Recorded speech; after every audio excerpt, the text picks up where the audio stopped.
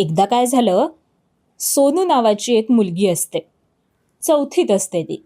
आणि तिला फुलं आणि झाडं प्रचंड आवडत असतात. रोज शाळेतून घरी आल्यावर ती खेळायला जायच्या आधी न चुकता एक काम करायची. ते म्हणजे तिच्या आवडत्या प्राजक्ताच्या झाडाला ती पाणी घालायची. त्या दिवशी ती शाळेतून घरी आली आणि बघते तर काय, ते झाड तोडलेलं होतं. कारण तिथे रस्ता करत होते आणि त्यासाठी बरीच झाडं तोडलेली होती. ते बघून तिला फार वाईट वाटलं. रडत रडत ती घराकडे आली. तिचे आजोबा बाहेरच बसलेले होते. त्यांनी सोनूला विचारलं, काय झालं, का रडतीयेस? मग बऱ्याच वेळाने तिने सांगितलं, त्या बाहेरच्या काकांनी माझं आवडीचं झाड तोडलं, असं कसं चालेल? आमचे सर पण म्हणतात झाडांना तोडायचं नाही, ते आहेत म्हणून आपण आहोत. मग कसं काय ते झाड तोडू शकतात?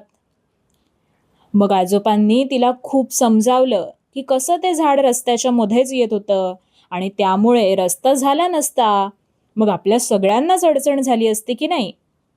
अशी आजोबांनी तिची समजूत काढली. आणि मग आजोबा सोनूला म्हणाले, सोनू, आता तू अजिबात रडू नकोस बरं. आपण ना एक गंमत करणार आहोत उद्या. तुला उद्या शाळेला सुट्टी आहे की नाही? मग सकाळी लवकर तयार हो, आपल्याला बाहेर जायचंय. असं म्हणून आजोबांनी तिला समजावलं आणि ती छान झोपी गेली. मग सकाळी सोनू उठली. आजोबा त्यांच्या फार्म हाऊसवरती तिला घेऊन गेले. त्यांनी तिथे खूप रोपटी आणली होती. वेगवेगळ्या प्रकारची होती. शोभेची होती, फुलांची होती, फळांची होती.